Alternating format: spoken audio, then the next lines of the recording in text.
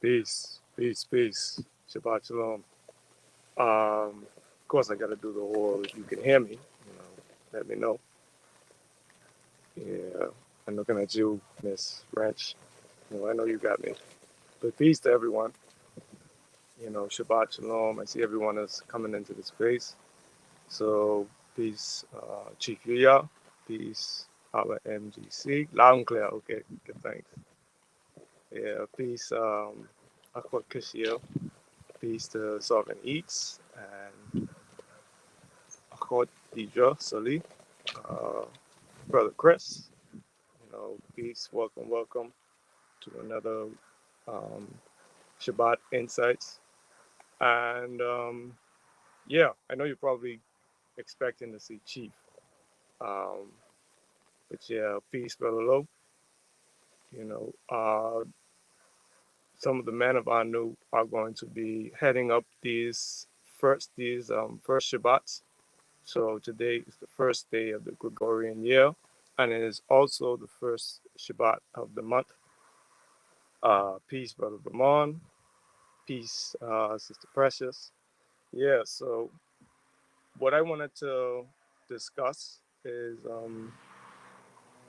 you saw it in the title, dealing with the concept of trying to reinvent the wheel. And I know a lot around these types of times, New Year's, and people do the whole, this is my New Year's resolution. This is what I'm trying to do, New Year, new me. Um, Things like that. Oh yeah, give thanks. Be sure to share the video on your social media pages. Peace, Sister Sham the Joy. Peace, Brother Zach.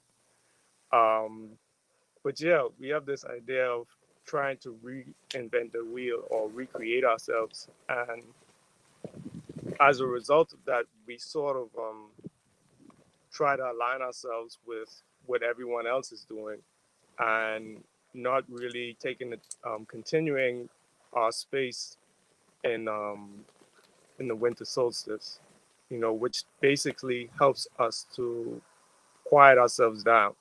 It's a time of being silent, it's a time of being still, and it's a time of really reevaluating what it is that's going on with you, and taking inventory and deciding what you should keep and what you should remove.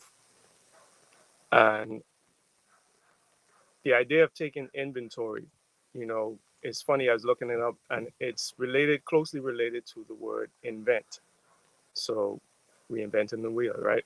And inventing something is basically closely related to discovering something, because you're not necessarily creating it, you're just realizing that it's possible. And you may be the first person to do it, in your community or in your circle or even in your country, or in your time period, but it doesn't necessarily mean you came up with it, that you created it. So one of the there's a there's a song called "The Wheel" by, okay, that speaks to this.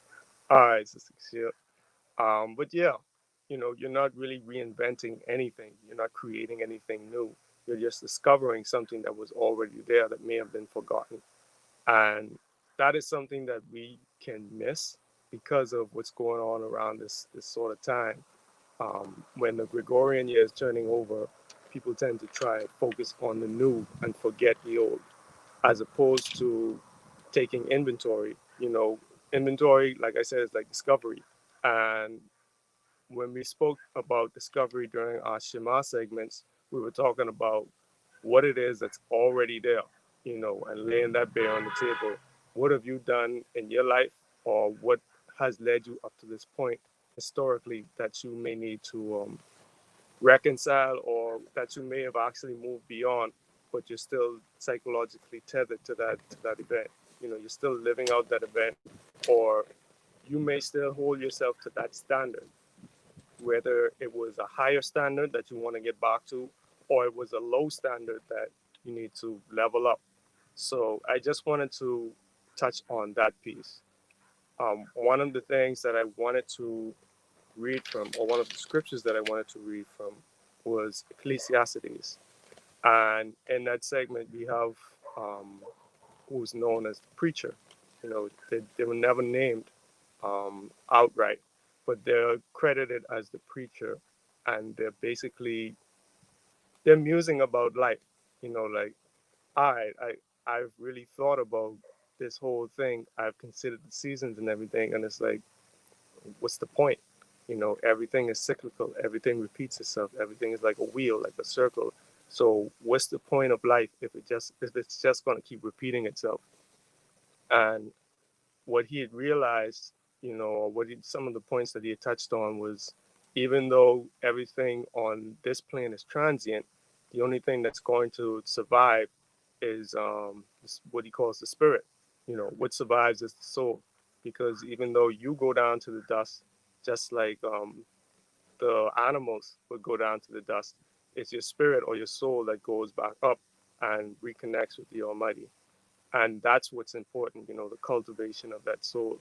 So, just touching on all of that, and even the numerology of the year is interesting, because you're dealing with the rhythmic um, the rhythmic piece in terms of Ecclesiastes. That everything goes around in a cycle and a rhythm, but you're also dealing with the aspects of the number 6 in numerology, which is harmony, right?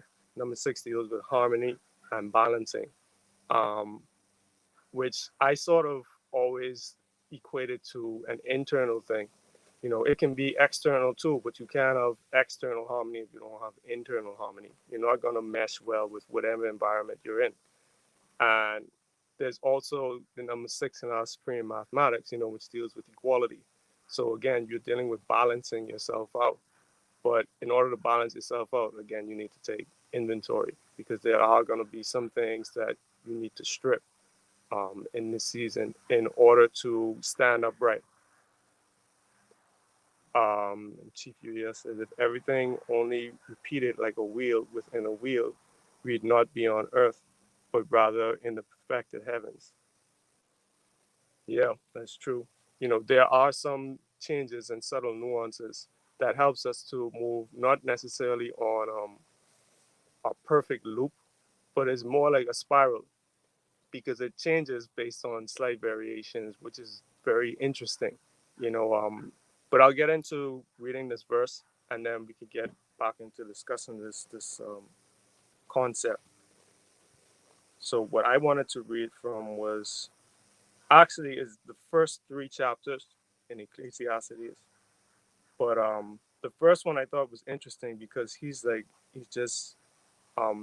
musing on this concept, and the word preacher, when I looked up in Hebrew, it was actually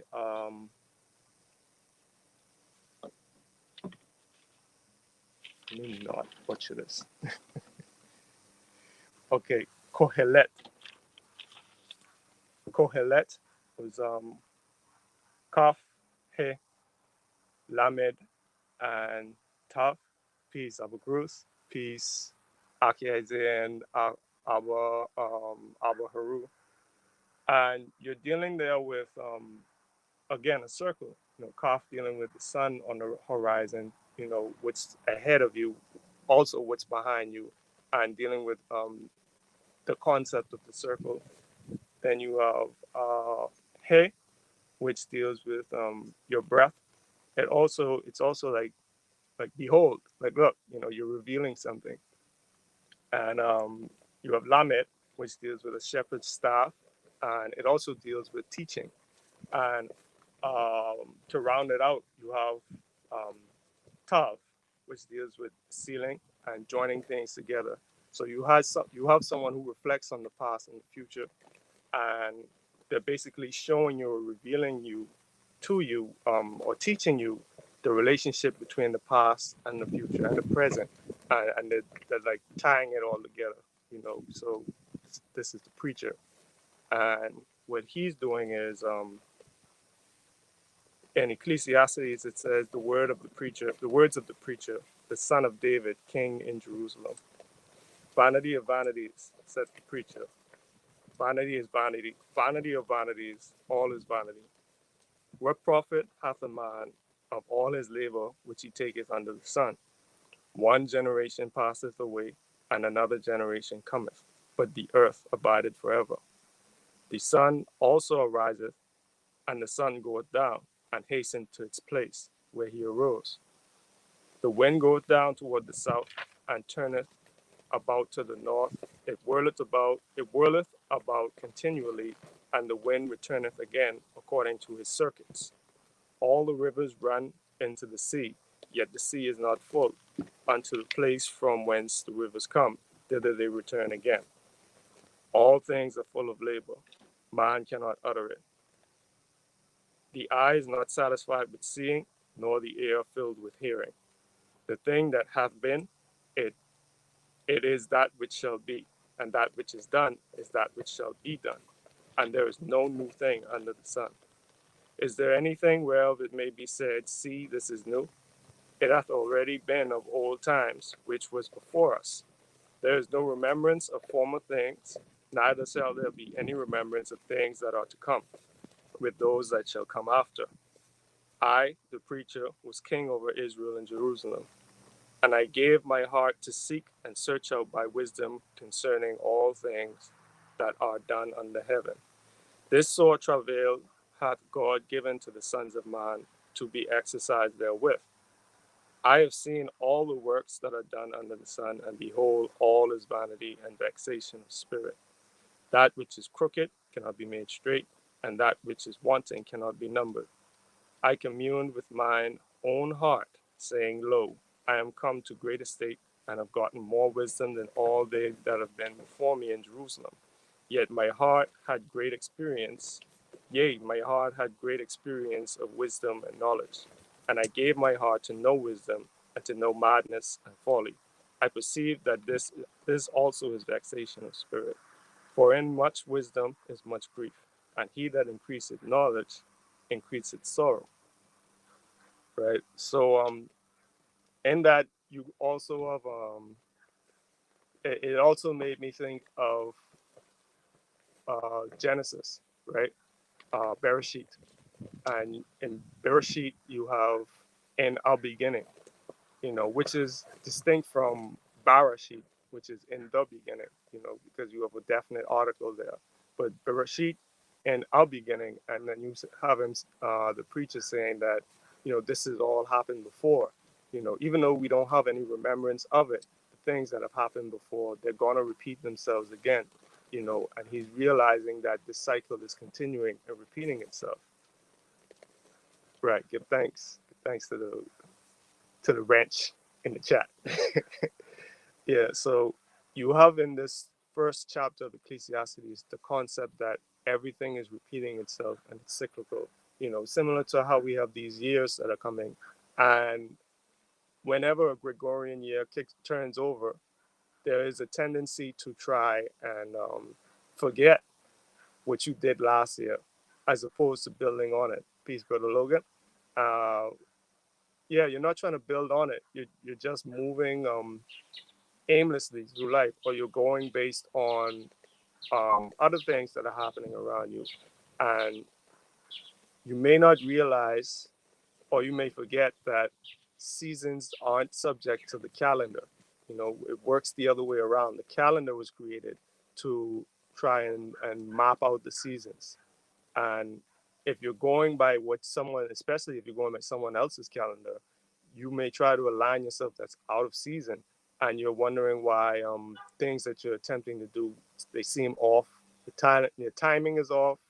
You know, you're going when you should be stopping. You're stopping when you should be going. Everything, like, I've experienced this, over the solstice season so far, where my timing was just off. you know, and I had to really pause and respect the pause, that Chief had spoken about in his winter solstice segments. There's another segment that I wanted to reference, and this is from a few years back, like 6 years back. Peace, Nikki Love. Gotta say it like, gotta say it like Chief. Peace, Bad Mini. 144. Peace after G. Yeah, OG, triple OG. But yeah, Four Signs of Self-Sabotage. This was like 2016. The Chief did this segment, and it was around the ending of that solstice seasoning. And four things that he had noted. Um, yeah, four things that he had noted when dealing with those signs were one of them was just ignorance, you know, and that ignorance requiring a level of control. Because if you're trying to remain ignorant, you don't want any new information, quote unquote, new information coming to you. Because if you discover something that's different from what's already in your sphere of awareness, then you're going to be resistant to it because you know you got to change now. You know, something's changed. And you're so resistant to change that whenever you get those promptings, it's like an irritant to you, you know, as opposed to, oh, okay, that's the exit, you know. And we tend to you know, when you're in that sort of space, you don't realize the subtleties of life. You know, something is changing and you don't realize it because you only want to pay attention to what you already know or your historical. Yeah, this I call aggressive ignorance, chief. Yeah, you know, you're moving from in that sort of mental space. You may think that um you're in the same sphere of awareness or you're in the same space, but life isn't static. If you're trying to be the only one who's being static, this is what Chief spoke about with going against the grain or going against what's natural. You know, we're meant to be moving from season to season or from cycle to cycle or cipher to cipher, you know. And what happens is you're trying to stay stuck. So you fight everything that brings you're literally fighting your blessings. You're fighting against the things that are meant to evolve you, you know. So that's another danger of mapping out your changes based on a calendar as opposed to recognizing the seasons, which are different. A season can last less than or more than a year, depending on your resistance to the change. You know, so looking at the season that we're in right now, you can see that it's time to change. Sure, it's time to release some stuff. And to some of us, it may seem obvious because of the way that we've been moving, but to others, it may seem like I'm just gonna bide my time until another season comes, and I get to do what I want to do. You know, if it doesn't affirm what I already want to do, then I'm gonna let it go. You know, I'm gonna let it pass me by. And even if I have to stay in a state of poverty and a state of failure, I'm going to be comfortable with my failure. I'm going to be comfortable with my lack of a desire to evolve or my will to evolve. I'm going to suppress it.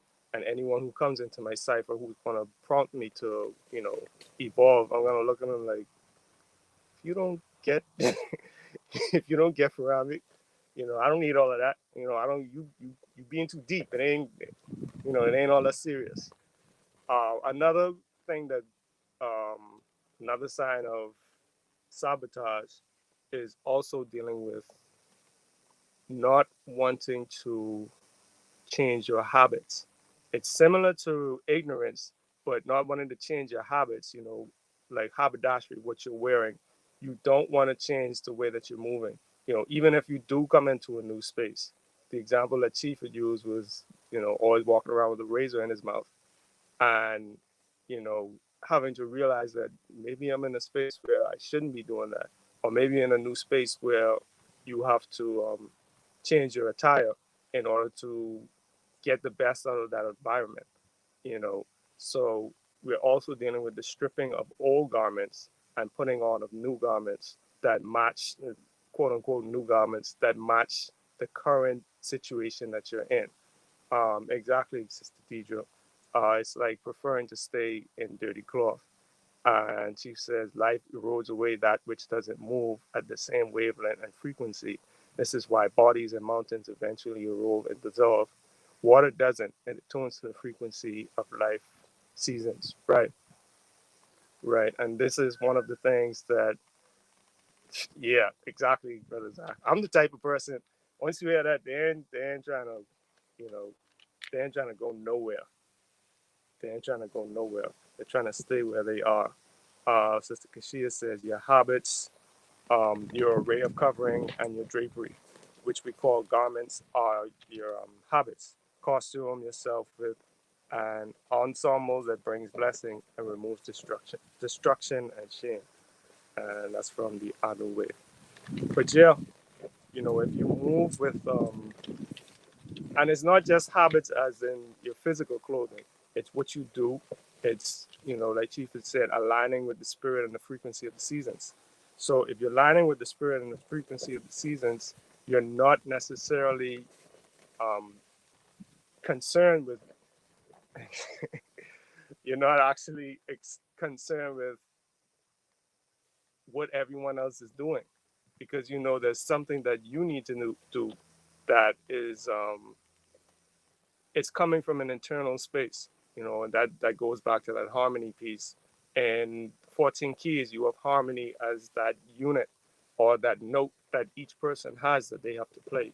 If I'm trying to, let's say, if I'm here trying to present as though I'm Brother Zach, you can tell that it's off. You can tell that it's not authentic. You know, as opposed to moving as myself. I may not have like a script because I can imitate Zach because I've seen Zach, but I can't imitate um, what I'm supposed to be in the moment because it's something that I haven't experienced before. And it's not that it's new; it's just something that I'm moving through because it's already happened in the spiritual realm, and it's a matter of me aligning uh, my spiritual walk with my human walk. And this is where we get into now balance. So those are like um, 3 or 4 words that I want you to remember. Harmony, balance, rhythm, and equality, because these are all related to making sure that you're walking upright. And raising my mouth, Roscoe in the trunk is a way of hiding, hiding the frightened man I was under all of the hardware and muscle. Yeah, yeah, yeah, man. So with that, I wanted to get more into this term of balancing, right? And balancing is dealing with the horizontal and the vertical aspect. And this is from the 14 keys. The vertical deals with your divine walk, and the horizontal deals with the human walk. And, the fulcrum or the point at the center, which you use to turn and, like a steering wheel, it's your heart.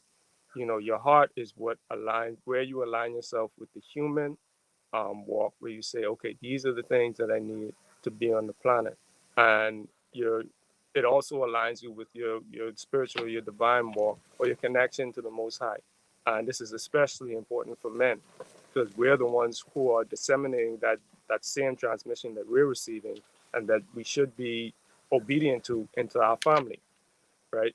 So when you're moving um, in balance, then harmony is almost like second nature. You can play your note because your human walk and your divine walk are in sync with one another. And the word that was used was unremitting, meaning that that sync isn't done like, it's not like He-Man, by the power of Grayskull, anytime something pops off, now he's He-Man. But all the rest of the time he's just Adam. you know, I'm just Adam, which, pay attention to the name. But I'm just Adam until it's time to whip out the sword, as opposed to moving as a man all the time. Which I thought was an interesting concept. But that balance, one of the interesting verses that I found was Proverbs 11, verse 1, and it says, is a, a false balance is abomination to the Lord, but a just weight is His delight. And the word that I found for balance in Hebrew was musnaim. It's like musna with, the im is plural, and it's like scales. And as I tried to break it down, or as I attempted to break it down, you have mim, which is like water or blood, but it also deals with things that are massive. So you have like the measurement aspect there. Then you have Aleph with the holem, little dot on top of it. and that gives the O sound, Mosnaim. So it gives the O sound, and that's what is first, or the head. That's Aleph. Then you have Zion. Uh, Zion, it means like to cut or to pierce, or a sword. So you're dealing with something that's sharp or accurate. You also have Nun. Nun deals with the seed. Sometimes you put seeds in, or it also means to continue. And then you have the Yod, which is the hand. Of course, you're using hands, and you're also dealing with exchange as well.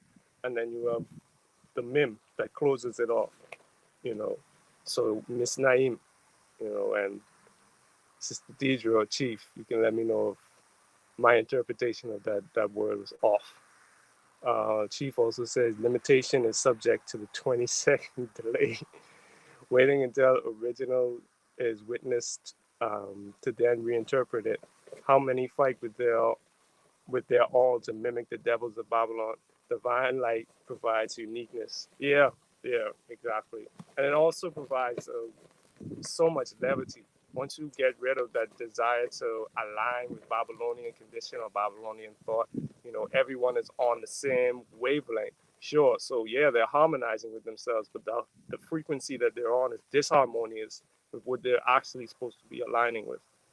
So you can get caught up like that too. You're trying to align with everything that you see around you, but everything that you see around you is already off. You know, yeah, yeah, brother Zach. Often imitated, never duplicated. Yeah, man. So yeah, balance is also an accounting term, which is interesting when you think of that. Mosnaim, Feast Cassie Derwin. Yeah, Chief Bell, everybody can know your name after this. uh, Chief says that false balance of proverb 11 is like identity theft. I exchange an experience with you based on a false premise. It is theft by deception. Some marriages are based on false balance. Yeah, exactly. Yeah, marriages, contracts, um,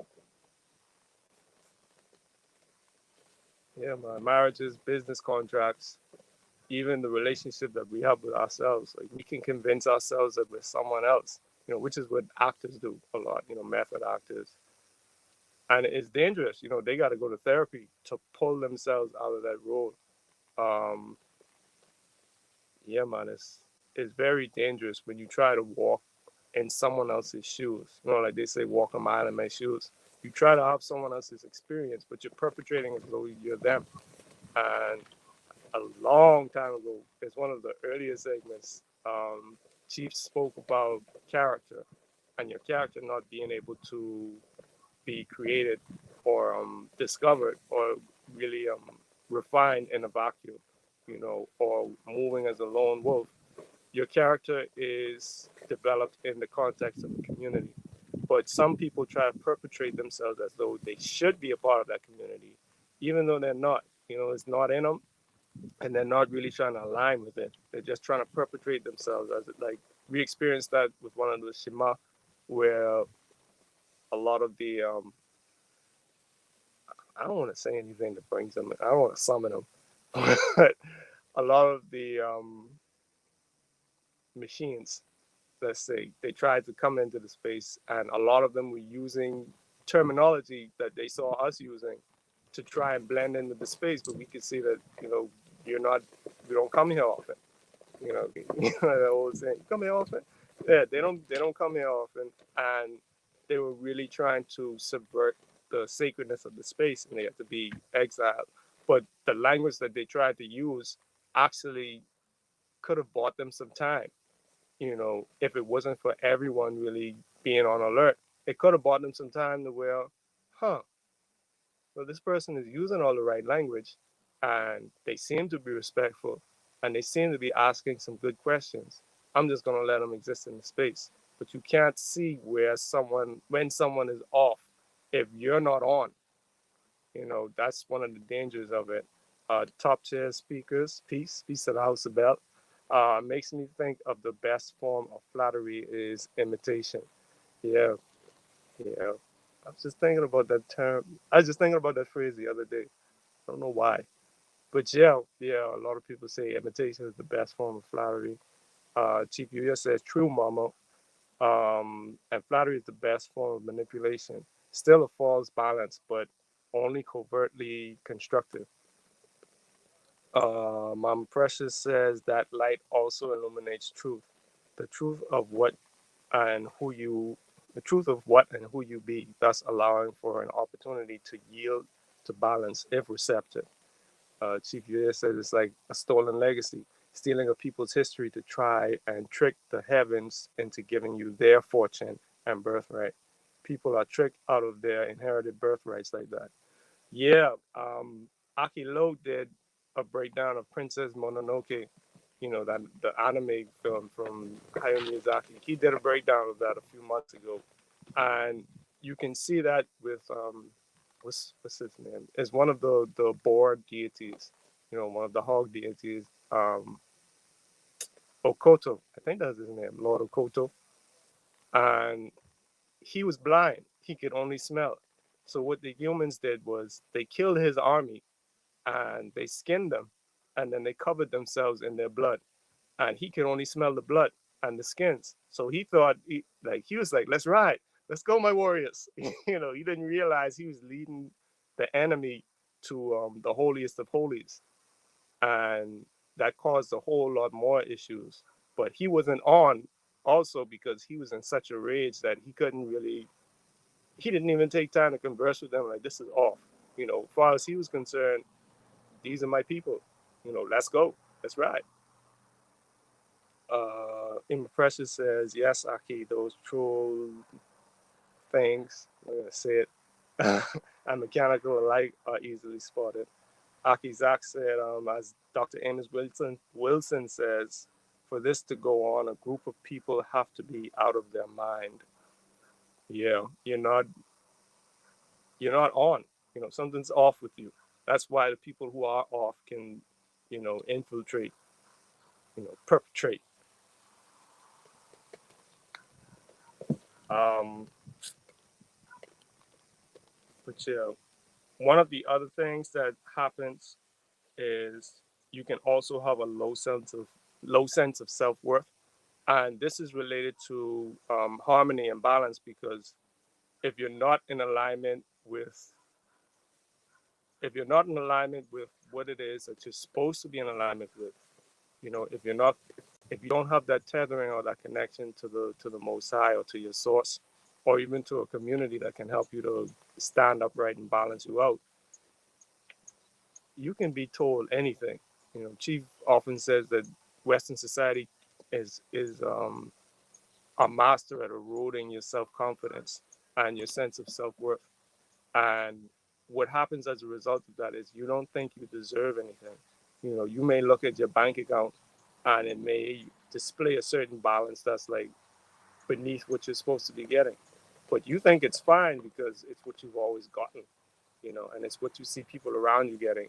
So you can't even break free of the idea that you're supposed to have a certain amount of money in the bank, or when someone gives you something and you don't want it, like you go to, I don't know why you would be there, but you go to a fast food place and they give you something and they mess up your order, and you open it and you can see that it's messed up, and then you look them in the face and you say thank you.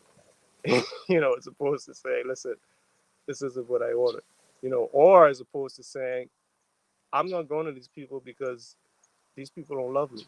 I need people who love me preparing my food. It's leveling up even in that sense of your self worth, you know, what you are and are not willing to accept. Um, Chief says that rage, people think that their anger makes them right. It makes them right in the moment, and an undeveloped or an underdeveloped individual uses their emotions to justify their logic, which is annoying. Like, I just walk away. It's like, all right, because what's the point? we're not deliberating at that point. We're arguing, and we don't argue in our no. We don't play that. If you want to deliberate and you want to come to a greater space of truth, sure, lower your voice. But if I tell you lower your voice and you get louder, all right, you can stand there and shout at yourself. Um, Sister Kashia says, in people's confusion and lack of direction, they become the pawns and playthings of those around them who are directed and powerful. This is from Nation Building by Kwame Ageye Koto. Come on, Chief. Folks just getting louder makes them right. Okay, Brother Zach. All right, they right. Sure, you're right. Let's see how far being right takes you. Emma Precious says sometimes you're compensated or bribed well, but don't recognize what more your worth is when serving the kingdom of Yah. The trickery is vile. Yeah, man. Shamla Joy says that level of discernment for even food is protection. If melanated groups had that discernment, it would wipe out a lot of infiltrators' business. Yeah, but you know what, Sister Sham, it's also about how lazy people can be. If you're lazy about the way that you're moving, you can be aware that someone is using you or exploiting you and just continue to be exploited. You know, like it's too much hard work to take care of yourself or look out for yourself. Um, Top tier speaker says harmony takes into account the uniqueness of complex forces and concepts and finds a point at which they can converge and complement each other's crux. Right. It goes back to sort of like that statement within balance as well. You have that crossroads of where your divine and human life meets, and it's like a fulcrum point. Like you can use it to turn um, wherever you need to go, but you're turning both. You don't have two steering wheels where one, like the left wheel is going left and the right wheel is going right, and you know it's just chaos. Chief says yes, that walk away is a solution. You can't out emote an emotionally immature person. They live in sewage, as emotions are a waste of thought. Uh, if you ain't from the sewer, stay out the sewer. Right? I'm trying to fight nobody, no sewer dwellers. Having the ability to see the truth. How many times have we heard the saying, having eyes but can't see? Yeah, man. Something else I wanted to touch on. And oh, there was another point that I wanted to touch on, and that is it's related to the food piece. What you're willing to take in. And that's very important as well during this time because we've just gone through a period, and we're still going through a period of stripping. So if you're going through a period of stripping and removing, then an issue comes into play when you start putting that stuff right back on. It's like taking off your clothes and taking a shower and then putting those same dirty clothes back on and going back to the spaces that made you dirty. There is a shifting that needs to happen. And when you start to, like Chief had shared this before, your attitude can change your behavior and your behavior can change your attitude. So taking on new habits can change the way that you move and think, and that can also change the way that your environment responds to you. Because once you're applying whatever it is that you're learning, if you learn something new and you begin to apply it, what happens is you're taking you're taken out of the cycle that you're in automatically. It starts to shift little by little, and small changes can become big changes very quickly as long as you keep the momentum and you keep feeding that type of frequency. But if you can't stay on the same frequency for more than 1 second, or you're changing from day to day, or you make one vow today and then you make a different vow the next day. Another thing in Ecclesiastes, it speaks to not make is like you might as well not make a vow. You know, it's better to not make a vow than to make a vow and not keep it. So going back to the New Year's resolution piece, you know, but I'm gonna do this now. I'm gonna do that better. Or I'm gonna stop doing this, and then like 2 hours into doing it, it's like, I'll do it tomorrow. You know, it's not a big deal. I've been messing up all last year. What's one more day, right? Um, let's see. Uh, Top tier speaker says emotionally immature persons run away from truth. They run away from yeah. It's like turning on the light and watching all the critters scurry, trying to find a dark space. Sister Kashia says reminds me of the saying regarding two people arguing and the inability to tell the difference between who is the fool and who isn't. Yeah, yeah, you're both fools. Yeah, anytime there's two people arguing, it's like, all right, they're both idiots. Because no wise person is gonna stand there arguing with an idiot. Um, Chief Yuya says eyes but can't see, ears but can't hear, bodies up, no soul, breath. Bodies but no soul or breath. Our biology isn't evidence of our access to the heavenly dimensions. The dimension of the heavens is within, gated by the first eye. Yeah. Uh, Baba MGC says no arguing or debating. Mistaken identity justifies protecting the lower nature of Babylonian ideas and refutes righteous thoughts. It would be a waste of time if we have two different directions. Yeah, yeah, very true, Baba MDC. And it's related to something that Chief had said last night. You know, we're supposed to be separate. So we're not even supposed to be around, like, even if you see someone doing something wrong, we're moving on a different frequency. So if we use our standards to judge someone who operates on a different standard, then it's not really righteous of us. You know, if we're moving in a way that people can see us moving in that way, and they ask us, you know, why do you do that? And we can say, oh, I do that because, you know, this is how we move. This is what we do. This is why do you do what you do? I say, oh, I do that because, you know, this, and that. You say, all right, that's interesting. You know, now you can deliberate because you know that you're already coming from two separate directions. But even then, you know, I'm still going to do what I do. You know, I still have my culture that I'm adhering to and, you know, further evolving through living it. Um, oh, peace, Ricochet. Uh, oh, Brother Zach, that was during the Shema call, you know, the Shema reading. Yeah.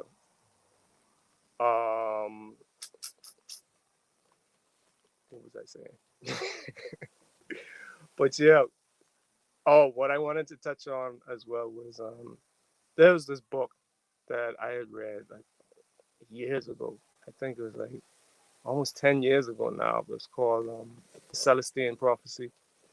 And it's a book by James Redfield.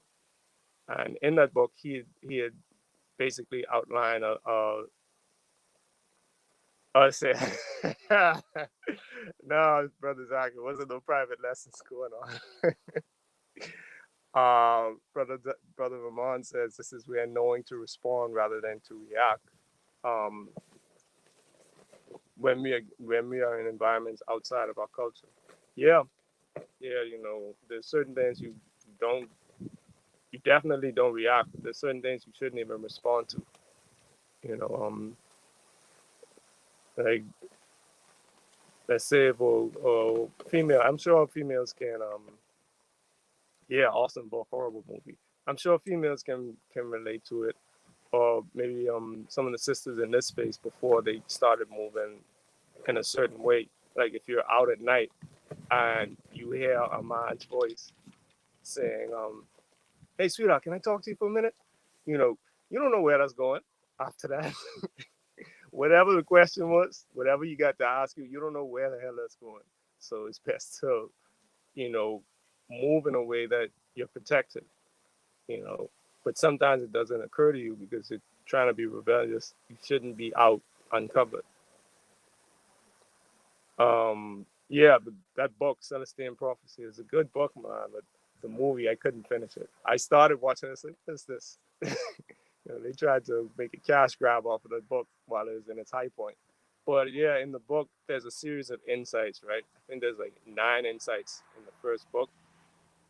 That movie was horrible, Zach. Oh man, I couldn't finish it. I didn't even want to watch it after the preview. I was like, oh, so, I don't know. I could check it out again, but I never gave it. I never gave it a chance after the first couple of minutes. But yeah, guess that's what happens when you watch the movie after you read the book. But yeah, man, it's these 9 insights that that are scattered throughout. I think they're in Cuba.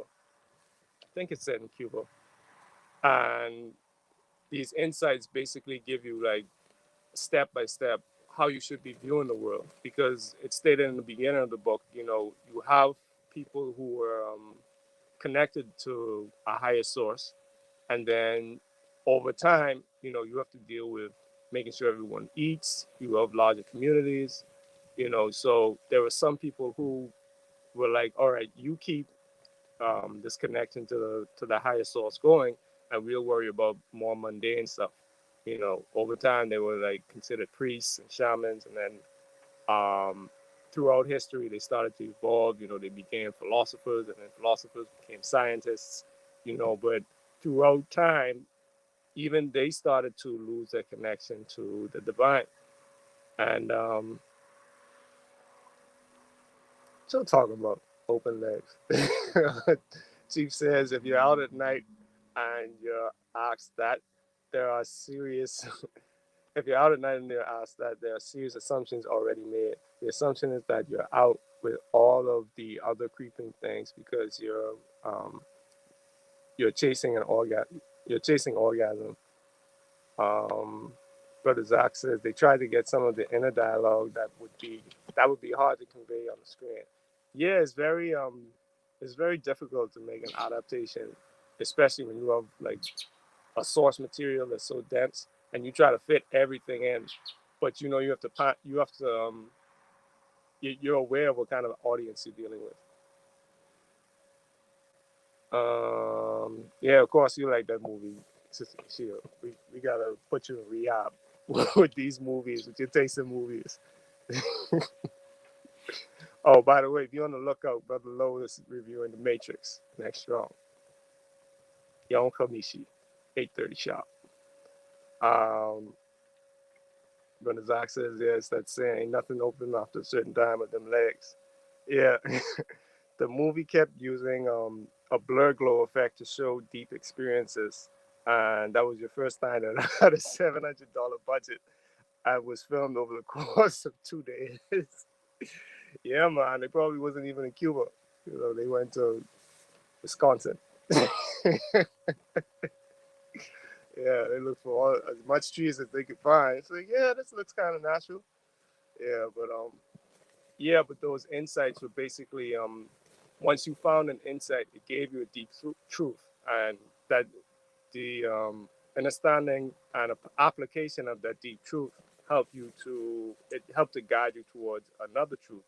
And it's similar to the alchemists, where they were following like synchronicities and omens, um, and they were just moving with the grain of life. That's another way to look at it as well. They're moving with the grain of life, so they were guided towards where they needed to be at the time they needed to be there. And they got their time regulators through, maybe things got easier or maybe things got more difficult, and they had to keep their character throughout the whole thing. It's a very deep book, but there's one segment in particular that I really liked, and that segment was when I think this was around the fourth insight, but the main character basically has to go to a monastery, right? So he's around a bunch of priests and things like that. And he goes in and he speaks to the main priest. And then afterwards, he goes and he talks to another one of the younger priests. And they're basically eating and communing with one another.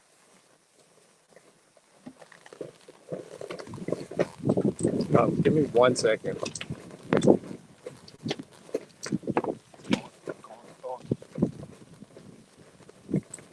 Yeah, sorry about that.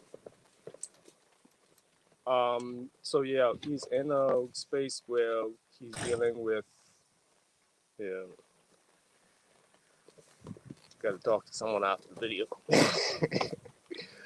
But yeah, he's dealing with a priest, and the priest is basically eating. He's eating very small bites, and he's talking to the chief, to the priest, and he's asking him, you know, do you grow your food?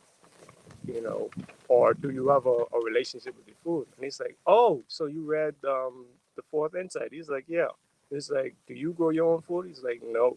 But he was like, well, the thing about food is you're extracting, yeah, he's eating food, right? And he's like, you have to be able to extract certain levels of energy from your food. And the issue is with a lot of people, they don't develop a relationship with their food or what it is that they're communicating with. So he says that these experiences, in order to extract the energy that you need from them, you have to savor them, right? You have to savor them. And I thought that line was key, especially since in the book it said he had to look for he had to look for the word because he speaks Spanish. So he's like, savor. You have to savor it, right? And you have to appreciate what it is that you're interacting with. And the same goes for anything in life that you're dealing with, whether you're dealing with teachings, whether you're dealing with opportunities, whether you're dealing with relationships. You have to be able to enjoy what it is that that's happening in the moment. And that enjoyment allows you to actually interact energetically with what's going on in the moment so that it doesn't drain you, but it actually strengthens you. And you'll be able to tell which experiences you need to invest in and which ones you need to divest from based on how they, the type of energy that it's giving off or the level of energy that it's trying to attempting to siphon from you. Um, what y'all talking about now? Yeah, the blue glow, Sister Sham. Sister Kashia says, for the record, I take back that suggestion of the Mason. Yeah, and don't take backsies. uh, this accent that glow was from the last dragon. Yeah, man. Yeah, there we go, brother Low. No, you say, nah, pimp, no take back. Stop trying to cut cards. Sister Salvanite says, agreed, Sister Kashia, Brother Randy. After a few Shabbats ago, we learned about the way the somatic experience is a gateway for demons. And so we open the door when we wallow in anger, guilt. However, we are promised the choice to master the body, right? That mastery that you're speaking about, Sister Moksha, is a part of that balance. You know, you master the body and the human experience by always staying tethered to the divine experience. Um,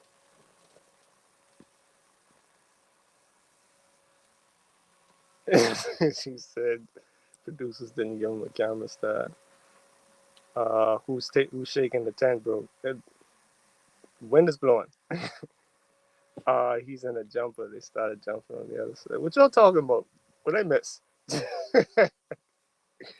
But yeah, those are some of the things that I wanted to touch on this segment. You know, attempting to reinvent the wheel instead of actually going for the ride or going along with the grain of nature and where you're being directed is it can cause you to go take a detour that you don't really need to take.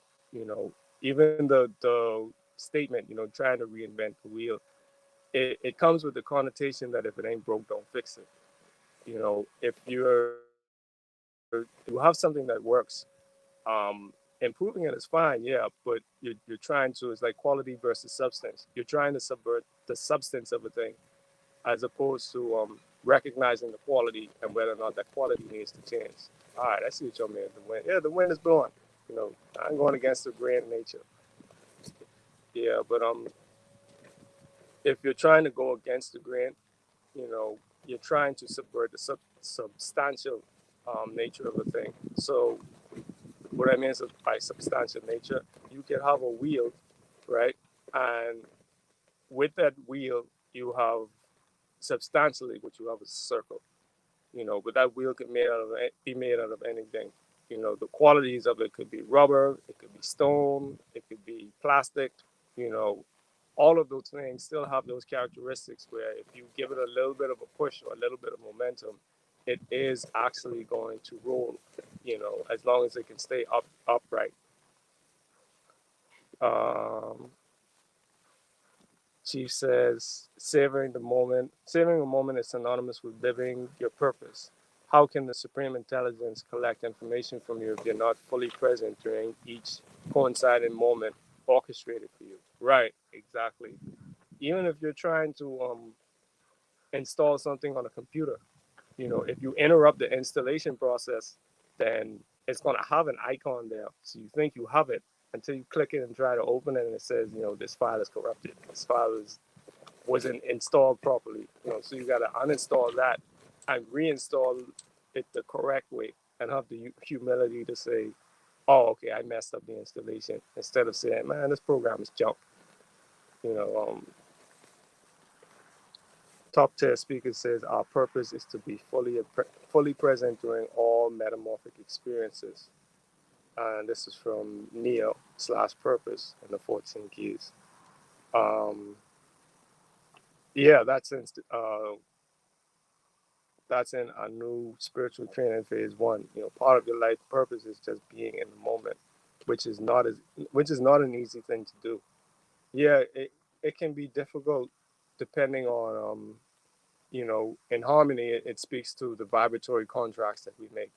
Based on the contracts that we've made and we've tethered ourselves to, it can be very difficult to actually move in the moment, because you can get sort of stuck in a moment. You get locked into what you think a moment is supposed to be, as opposed to actually seeing things for what it is. Another aspect of Ecclesiastes, it says a wise man's eyes are in his head, and a fool lives in darkness. If your eyes are in your head, then you can see what's in front of you. But if you're moving without that illumination of the first eye, then you're going to live in darkness. No matter what you're seeing, you're going to project what you think is actually happening onto the environment, and it's going to cause chaos. Sovereignty says, right, Brother Antonio, the fourth insight was all about the struggle for power and by buying for energy, I think. Come on, come on, Sister Malkin. I was just about to thank you because I'm going off of memory.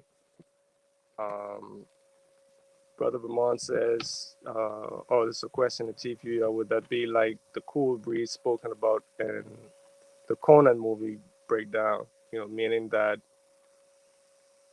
was meaning that what he became, meaning that what he became was his purpose." Yeah, sorry. When in doubt, consult the law, and if you're moving in alignment with it, and if the energy that you're being confronted with is in balance with let me read that again. I don't know why my eyes are glitching. This is from Albert Cruz. When in doubt, consult the law, and if you are moving in alignment with it, uh, and if the energy that you're being confronted with is in balance with your law or the enemy's law. um, Chief says, Shalom, Brother Vermont. Share the video on your social media page. Uh, yeah, that just reminded me of something. Brother Zach says, stuck on that wheel. Yeah, which is what was touched on earlier. Folks seek to calcify the first eye and connection to steal their connection. Yeah, man. What's funny with that is your first eye is calcified, and you're not really taking in divine light, but you want a reflection of that divine light.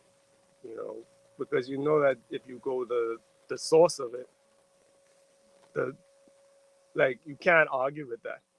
You know, you could sort of argue with someone. You feel more comfortable doing it because they have a face.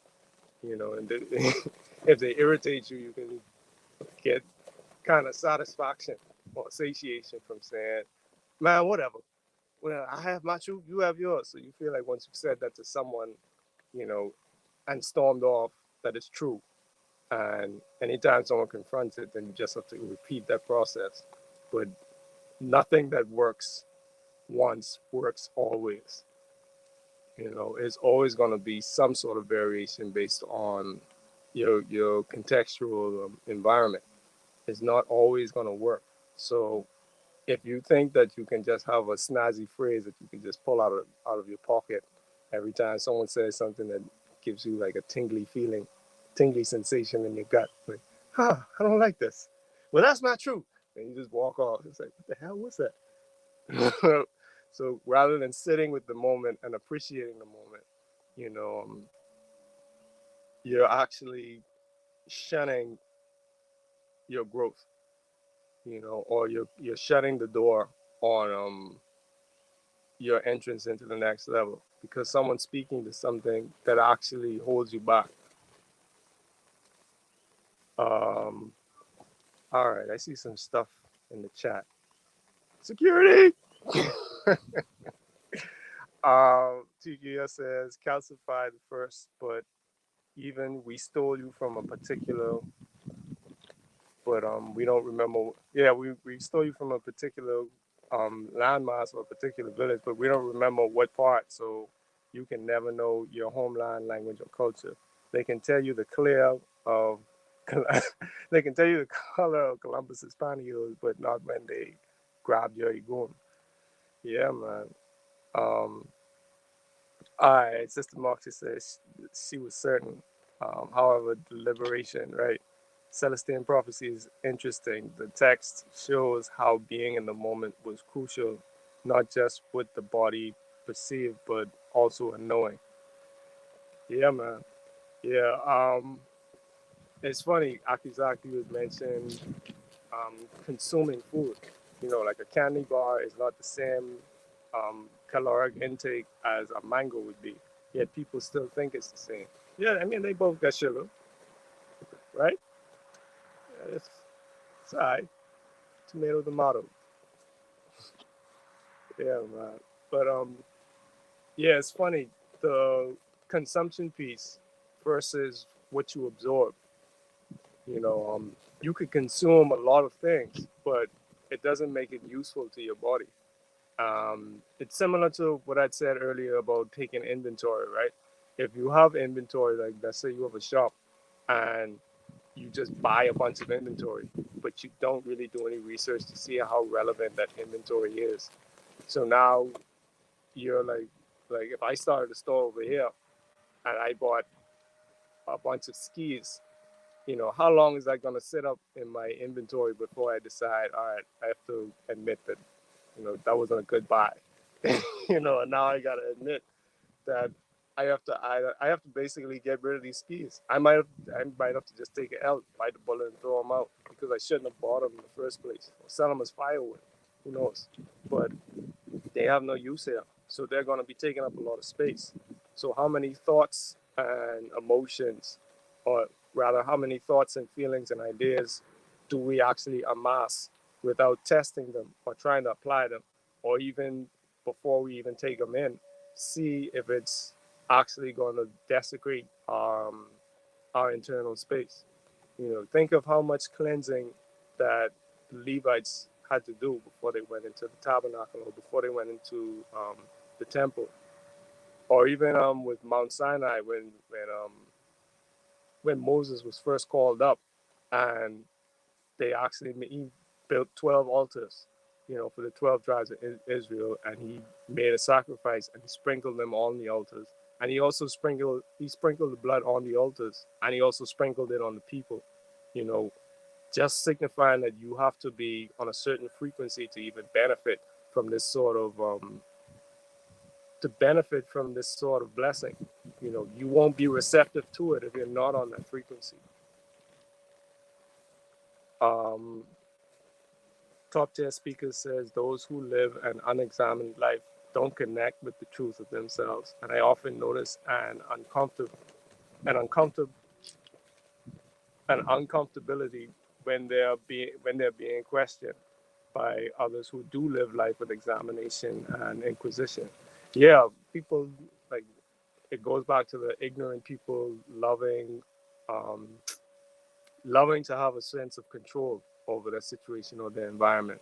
You know, if you're living in an environment where you have a bunch of um, quote unquote new experiences happening, then it's going to be hard to hold on to your ignorance. But if you make sure that you're hanging around the same people every day and they're not trying to change, and you're doing the same things every day that basically are killing you or poisoning you, or keeping you stagnant, or basically a waste of time and energy, then when someone else comes along and they don't tolerate wasting time, everything that they do has to involve them. You, you're gonna you're gonna irritate them, you know, because they're not in control of what happens now. They're not even in control of what comes from your mouth. So you find that they don't want to listen to you, or they don't want to quote unquote allow you to speak. You know, you start talking and the beginning of their sentence is in the middle of your sentence. You know, they don't want to allow anything to come out of your mouth because in reality, they ain't really listening. You know, so like Chifa told Brother Razi, what you see is what it is. They don't look like they ain't listening. They ain't listening. Um, Sister Deidre says, this is my try on balance. Oh, okay. Um, Mayor's name. The leader, a superior man, cuts through chaos to create fertile ground for his bloodline of seeds. Like the Elohim moved over the waters in Bereshit, kind of like reflecting the divine or balancing scales. Um, I know what you meant. Top tier speakers, uncomfortability. Yeah, but Chief Yuya says absolutely top tier. So uncomfortable they label you as a victimizer just because you see over them or you see through them. Then in their narcissism, they delude themselves into seeing you as less aware or beneath them. Yeah, because they know what it is, but they don't they don't like the rules. You know, sort of like when I was younger. This is like primary school. It might have been like first grade, but I'll always remember it because we used to get like corporal punishment, like whenever we get a test wrong. And I was we did our test, and then we had lunchtime, and then we came back. And what had happened was I left my book in the class. You know, we did like a test in our books. So when we came back, I kept seeing all these wrong answers, and I was like, something's off. You know, I was young. It wasn't really as devious or aware of how devious people could be. But it turned out that a little girl in my class, she basically swapped her book for mine because she knew she didn't know the answers, but she knew I would. So she she got 100%, you know, and I got like 8 licks. But in reality, I passed the test, you know. But I still got her punishment because I wasn't focused enough to realize that I was actually on the ball. I was actually right, and I didn't have the conviction to say nope. I knew the answers. You know, this is wrong. So you look at this book again. And it took me a little while just looking at it like this isn't even my handwriting. You know, so talk about stealing someone's reward or blessings. You know, but I don't know where she is right now. You know, never saw that person again because we moved away like a year later. But that was something that always stuck with me, just in terms of guarding, guarding and protecting what it is that you've learned, and being aware of what comes from you. You know, again, what you consume versus what you absorb. What you consume can be what you amass. You know, it doesn't necessarily have to be something that's feeding your body. Yeah, that's messed up.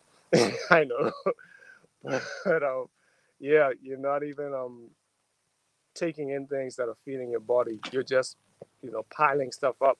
and you think that that temporary fix is going to save you, but meanwhile, it's just piling up in your gut. You may not even be taking things that stimulate bowel movement because you're so yeah. Randy, it's like what was that? Dave Chappelle, cold blooded. Yeah, man. But you're not even realizing that the things you're amassing aren't feeding you; they're actually slowing you down. And this is a season where you have to strip a lot of the things that have been slowing you down and move a bit lighter.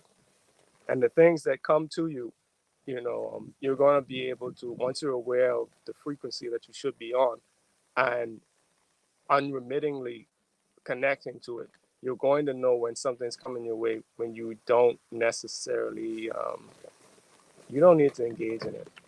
So it's not just arguments with people, but sometimes it's arguments within your own mind, a war in the heavens. You have something that you know that you should be doing, and then there's an idea that a parasite is pushing, or an agenda that a parasite is pushing, where it's like, I shouldn't be doing that. This isn't even from me. So what is this? And you realize that you are parasites. That's why you do your stripping and your cleansing. That's why we do our fasting, regularly. That's why you only eat certain things, because you want to make sure that you're not bringing anything that's unsanctified or unpurified into your temple. That's going to subvert or corrupt the experience that you're having. So those are just some of the points that I wanted to touch on. Being aware of your receptive faculties and what it is that you need to be removing and amassing. Being aware of even your ALX, who you should be surrounding yourself with, the community that you should be around, and only really feeding into the things that develop your character and your connection to the Most High. Also being able to strip away and change your habits in order to inhabit the new space that you may be moving into. If you're moving out of one cipher and into another cipher, you need to be able to take inventory and assessment, assess what's going on around you. And sometimes being around your ALX helps with that, because if you come from being around righteous people and you're moving through a space where you may be in a transitional space from one place to another, and you realize, wow, the people around there are nothing like the people I just left. They're not on the same level, they're not on the same frequency. So you have that with you now. Chief US says success versus growth. Your growth sustains itself. Often our trinkets demonstrating success require insurance, security systems, prenups, new zip codes, social distance, more money, and more. Yeah, more money, more problems, but those things and more. Yeah, you're definitely right, Chief. Those things you have to actively work to sustain them, as opposed to the things that help you to grow. Like, no matter what happens, if you lose everything, you're not going to lose your growth unless you tethered yourself to your possessions so much that when you lose everything, you also lose your mind, which is tragic. But you're not supposed to be investing in the things that you love here. But yeah, man. Yeah, but that's what I wanted to build on today. Give thanks for everyone who came through. Like, share, and subscribe. The annual way is going to be in the description of this video. Definitely grab a copy. 14 keys is another thing that you should really, I really recommend you grabbing that as well. Um, right, Sister Kashia, reciprocity is key. Like, share, subscribe, hit the bell, all of that good stuff. Um, Brother Zach says, I would think success would be individual, and um, real growth would need to be cultivated in a community, or would that be character? Hmm. I think put your name up top too. Oh, you're talking about up top where? You talking about the thumbnail? But yeah, I would say the character is what you need for a community. But that growth is something that it's something that can be communal, and it's also something that is internal and individual. I think it can be individual more than communal, or it has to be individual first. You know, Emo Precious says regarding being among your Airlights, the Anu Retreat 2022 is coming soon. Um, don't forget to send those deposits, right? Um, top tier speaker says, oh, read that. Chief Julius says, Toda Master Antonio, this was beautiful, and even the backdrop added to the message. Thank you for sharing your time and energy with us. Your sacrifice is not in vain. Oh, give thanks. Give thanks, Chief. Master. All right, I got you, brother Zach. All right, come through like sure enough. Um, oh, you are more than welcome. Um, our MGC says having to reset after certain toxins, foods, vibrations is easier when we are younger. After a while, it becomes too much energy to clean. After careless dirtying up, the best way is to stay spirit clean. Right, right. The longer you let dirt set in, the more likely it is to leave a stain. But yeah, I'll give thanks to you all, and we're linking the forward. Peace. Shabbat shalom.